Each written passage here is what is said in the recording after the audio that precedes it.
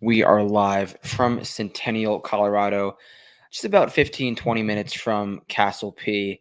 Been a great 48 hours at the golf course. Walked probably 45,000 steps, maybe a little less. Oh, I cracked the back of my phone.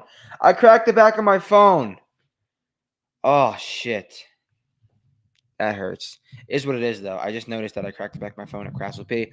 But I wanted to go through the some bets, some final thoughts, just quick stream before we tee off in a few hours. It's 11 Eastern time, but Mountain time. I don't know how much I fuck with Mountain time because it's just like not all the way Pacific time, not by any ocean, but it is what it is. So gonna go through, talk some bets, talk some final thoughts, talk some DFS stuff. So the betting market. I talked about him yesterday on the pod. I'm going to reiterate my thoughts on Colin Morikawa.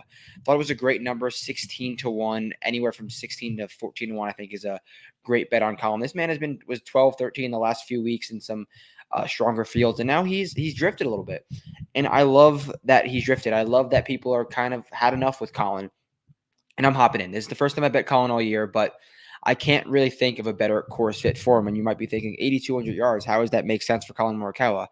Well, the course plays a fraction of that, roughly like 74, I'd say. It plays 7,400 yards with all the elevation and the altitude change. And the thing that I love about Colin Morikawa on this golf course is, one, he always plays really well on big boy tracks. He plays well at Torrey Pines on golf courses that you wouldn't think Colin Morikawa would play well at. Golf courses where you have to hit the fairway and then be great with your long irons. He does that really well.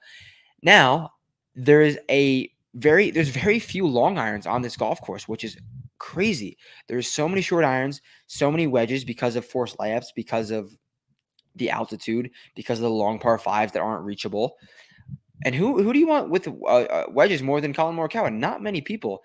Then comes the putter. I mean, the putter is not. I'm not going to say he's going to gain 5 strokes putting. If he does, he's going to win the golf tournament. But he's proven the ability to spike with the putter. He's been okay the last 2 months with the putter, and I just love his determination. And who's more due for a win than Colin Morikawa? I know he hasn't won in the States in since 2021, I believe. Shout out Brian Kirshner, but that's a dumb narrative that doesn't make sense. Like, he surely can win in the United States of America. Strokes gained Jack Nicklaus. He plays really well at Murrayfield Village. His last one was at Concession, a Jack Nicklaus course. So I like everything about Colin Morikawa this week. I was going to bet him when they're without Scotty Market. Scotty Scheffler is a serious threat this week. I like him more than anyone I do. So I guess this will be like some DFS thoughts too. I like him more than anyone at the top of the DFS boards between Scotty, Rory, and Xander. I'd probably rank it Scotty, Rory, Xander. Xander didn't really impress me, and Rory also didn't impress me. But I just can't. I don't see a world in which Rory doesn't figure out how to hit 110-yard wedges by game time, and he just couldn't do it in the practice rounds. But I think that gets squeezed out earlier or when we get closer to tee times. So yeah, Colin Morikawa, I really do like him. And another guy who I was really high on from what I saw, and a guy who I think can make a zillion putts, and that's his narrative to the top, is Jason Day. Jason Day was minting fairways all week, and Jason Day's coming in off of a great approach week. He's boomer bust on approach.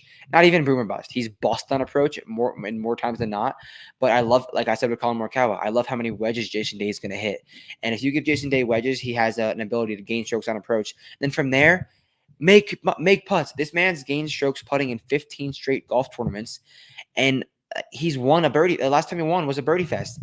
I really do think he's going to surprise us. He's played really well in some big events this calendar year, and I think this makes sense for Jason Day. He seems determined. He posted a nice little Malvin hype video. It's swaggy out here. Like, these are Jason Day conditions. I think he's going to play well. So let's those are some bets I made. Also, some bets that I'm making. I'm fading Sahith Theegala in all markets. In matchups, I bet him. I bet Bezadenhout and Akshay over Sahith, but I really like it versus basically anyone except for someone like Max Homa maybe. It's a bit nervy because Sahith is so volatile that I could see him play horribly these last 2 days and then come out and shoot 30 on the front. That screams Sahith Theegala, but my eyes have been good to me this season watching all these guys play in the practice rounds, and I know what to look for. And Sahith looked lost, and he's not coming in great form. He's not gaining on approach. So It's kind of confirming what I saw with what the stats are saying with the eyes. He gave a ton of 4 lefts, 4 rights, two-way miss. And if you're missing fairways out here, which no one should be missing fairways, but if you are, you're gonna have zero chance to score because the rough is thick, the rough is penal, especially to those uphill elevated greens. It's gonna get baked out there. I mean, it's gonna get tough out there. But I said baked because if it so happens to not rain one of these days, the greens are gonna firm up quicker than you think. And Wyndham was shout out Smiley.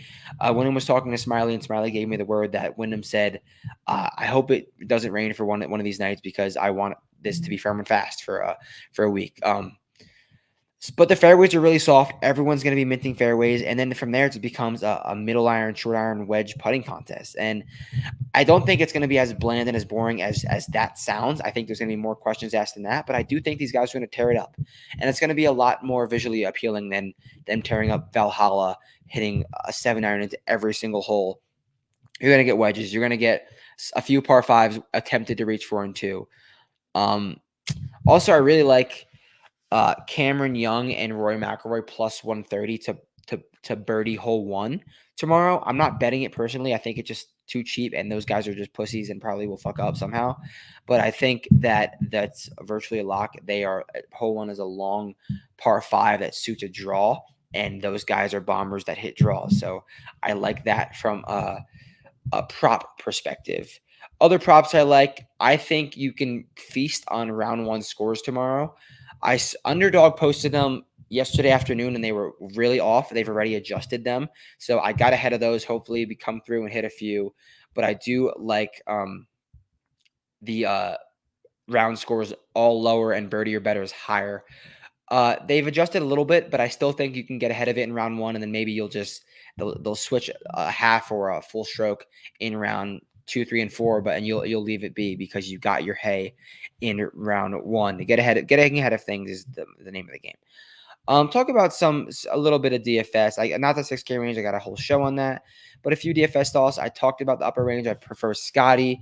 Middle of the 10K range. I like what I saw from. I mean, I didn't like what I saw from Victor Hovland, one of the worst guys out there, grounding with his coach Joe Mayo, and putter looked shaky, driver looked shaky.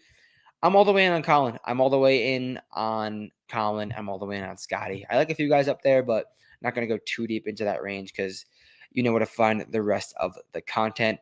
Middle of the 9K range, Tommy Fleetwood may lead this field in strokes gained tee to green, may lose 4 strokes putting because he looked like a joke on the putting greens, but he looked like a beast tee to green. So shout out Tommy. I don't think that's going to be enough to get it done, but I like him to just stripe. Oh, sorry. Long day. Just played 18 too. And it's 9:21, and then I'm going to go hit the gym because Boots Week, we don't stop. We just keep going.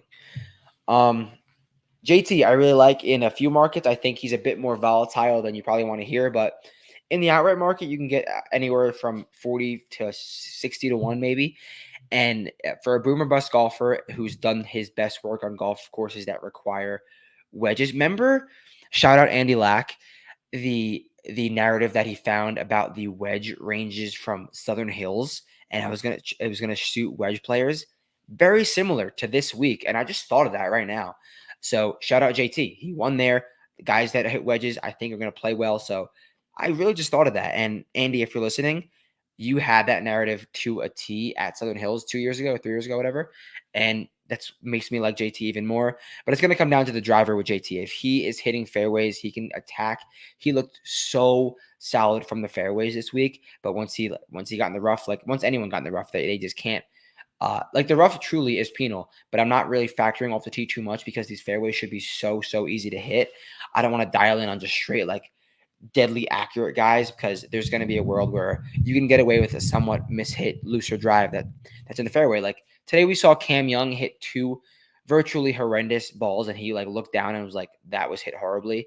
A 3-wood and a long iron that were minted down the middle of the fairway, and he has no more than a short iron into the green. So virtually, like all in all, you're going to want guys who are playing from the fairway. You're going to want guys who are really good with their middle irons, their short irons, and their wedges. And then from there, you cannot be a slouch on the greens. You got to keep the pedal down for all 4 rounds.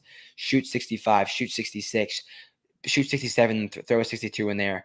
Someone's going to do it. Someone's going to go low tomorrow morning. I'm predicting a 30 in the front nine tomorrow. So that's the content for the week. You guys know where to find it. At Jersey Betting is all the content. And Vince Eric's, the outright bets. But everything is at Jersey Betting. If you want the contest, if you have any questions, just feel free to shoot me a DM, and I'm going to go get a lift in. So thanks for the support this week. Let's do it again next week. And on Friday, we got the live show or Saturday live show with the 36 hole update. Catch you then. Peace out.